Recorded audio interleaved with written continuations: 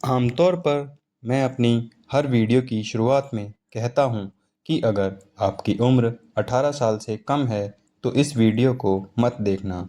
लेकिन आज कहानी बिल्कुल उल्टी है। आज की ये वीडियो अगर आपकी उम्र 18 साल या उससे कम है तो इसे देखना आपके लिए सबसे ज़्यादा ज़रूरी है, क्योंकि ये कहानी किसी दूर देश की नहीं बल्कि हमारे अपने समाज की है, जहाँ एक 14 साल की मासूम बच्ची को किसी ने बेहद बेरहमी से मौत के घाट उतार दिया। शुरुआत में लगा कि शायद इसमें कुछ हद तक गलती उस बच्ची की भी थी, लेकिन इस खौफनाक हादसे का अंत जिस मोड़ पर हुआ, वो सच जानकर आपके पैरों तले से ज़मीन खिसक जाएगी। आखिर क्या हुआ था 30 अप्रैल 2023 की उस काली सुबह को? चलिए जानते हैं आज की इस दिल दहला देने वाले वीडियो में। इस पूरे इंसिडेंट की शुरुआत हुई थी आज से लगभग 7-8 साल पहले, यानी साल 2018-19 में। मध्य प्रदेश के टीकमगढ़ में रहने वाले शोभा और गंगाराम की शादी हुई। शोभा की यह दूसरी शादी थी। उनके पहले पति की डेथ हो चुकी थी, जिनसे उनकी एक बेटी थी, नीतू। शोभा अपनी बेटी नीतू को लेकर गंगाराम के घर आई।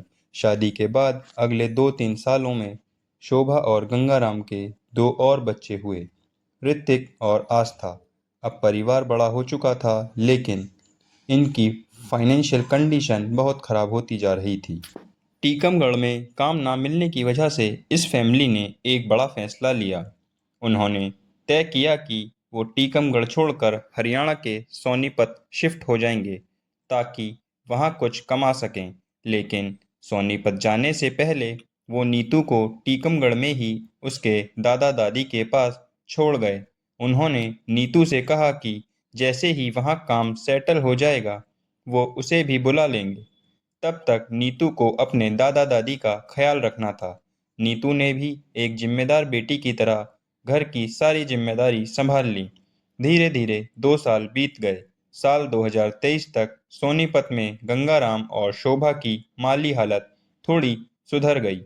गंगाराम वहां मिस्त्री का काम करने लगा था और शोभा भी उसके साथ लेबर का काम करती थी। जब पैसे थोड़े ठीक आने लगे तो उन्होंने प्लान के मुताबिक नीतू को भी सोनीपत बुला लिया। उनका सोचना था कि नीतू घर का खाना वाना बना दिया करेगी, जिससे शोभा को भी काम पर जाने का ज़्यादा वक्त मिलेगा। नीतू सोनीपत आ गई और उसका एडमिशन पास के ही एक स्कूल में कराया गया। अब नीतू की रूटीन सेट थी। सुबह सबके लिए खाना बनाना, फिर स्कूल जाना और लौटकर फिर से घर के कामों में लग जाना। आस पड़ोस के लोग भी इस फैमिली को बहुत रिस्पेक्टफुल नज़रों से देखते थे, क्योंकि दोनों पति पत्नी बेहद मेहनती थे। सब कुछ बिल्कुल परफेक्ट चल रहा था। लेकिन तभी आया वो ब्लैक डे। तारीख थी 30 अप्रैल। नीतू 7th क्लास में आ चुकी थी। उसने सुबह अपने पापा गंगाराम से कहा, पापा, मुझे नई किताबें लेनी हैं। मुझे पैसे दे दो या आप खुद ला दो। गंगाराम ने कहा, तू मत जा, मैं या तेरी माँ किताबें लाकर घर दे देंगे। यह बोलकर दोनों काम पर चले गए। दोपहर को शोभा काम से फ्री हुई, गंगाराम से पैसे लिए, नीतू के लिए नई किताबें खरीदीं और खुश होते हुए घर पहुंची।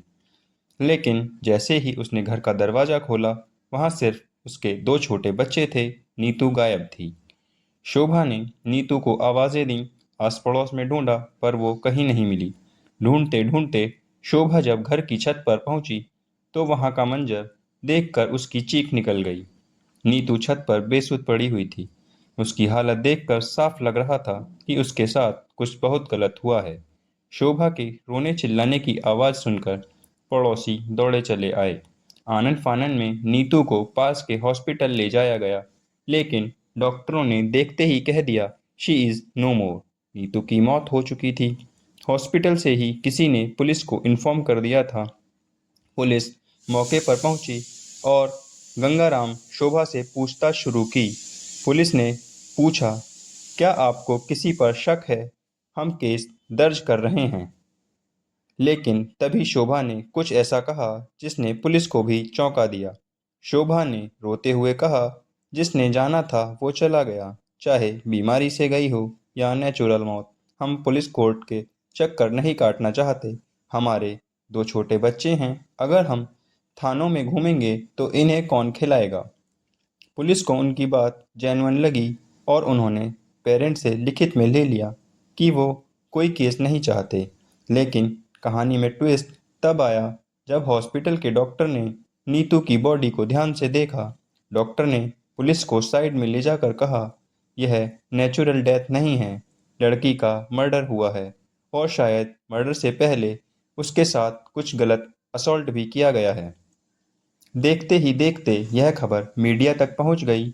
न्यूज़ चैनलों पर यह मामला हाईलाइट होने लगा। अब पुलिस पर दबाव था। पेरेंट्स के मना करने के बावजूद पुलिस ने केस दर्ज किया और तफ्तीश शुरू की। जब मकान मालिक भगत सिंह से पूछा गया तो उसने कहा कि उस दिन घर में बाहर से कोई नहीं आया था, सिर्फ फैमिली मेंबर्स ही थे। अब पुलिस का शक सीधे माता पिता पर गहरा गया। आखिर ऐसा कैसे हो सकता है कि घर की छत पर बच्ची का मर्डर हो जाए और माँ बाप केस ही दर्ज न करना चाहें? पुलिस ने गंगाराम और शोभा को रिमांड पर लिया। थोड़ी ही पूछताछ के बाद उन दोनों ने जो सच उगला उसने पुलिस वालों के भी रोंगटे खड़े कर दिए। उन्होंने बताया कि नीतू जब 6th क्लास में टीकमगढ़ में थी तभी से उसका किसी लड़के के साथ अफेयर था। वो बहुत से लड़कों से बातें करती थी। जब वो सोनीपत आई तो उसने यह सब बंद नहीं किया। शोभा ने कई बार नीतू को अनजान फ़ोन पर लड़कों से बातें करते पकड़ा। हैरानी की बात यह थी कि वो फ़ोन उसे उसके पेरेंट्स ने नहीं दिलाया था।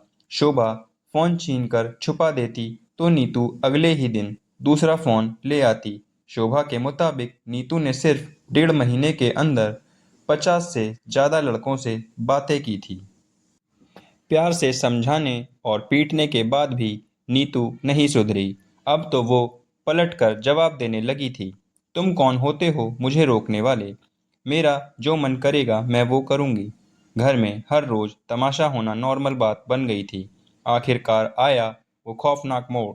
29 अप्रैल 2023 की रात, जब पूरा परिवार डिनर कर रहा था।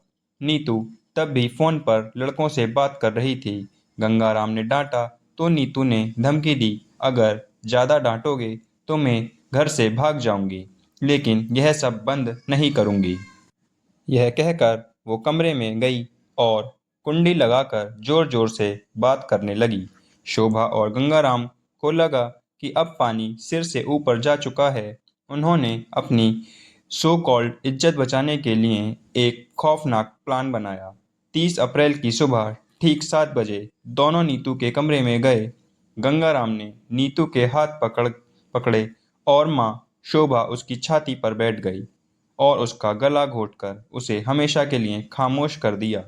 इसके बाद उन्होंने बहुत शातिर तरीके से बॉडी को छत पर रखा, खुद बैठकर नाश्ता किया और मकान मालिक के सामने जानबूझकर किताबों का नाटक रचा ताकि किसी को शक न हो। यह केस अभी भी कोर्ट में चल रहा है और अंतिम फैसला आना बाकी है।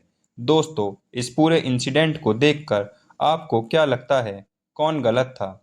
वो 14 साल की बच्ची नीतू जो अपने माता पिता के सामने इस तरह की जिद पर अड़ी थी, या फिर वो माँ बाप जिन्होंने अपनी झूठी इज्जत की खातिर अपनी ही मासूम बेटी की जान ले ली?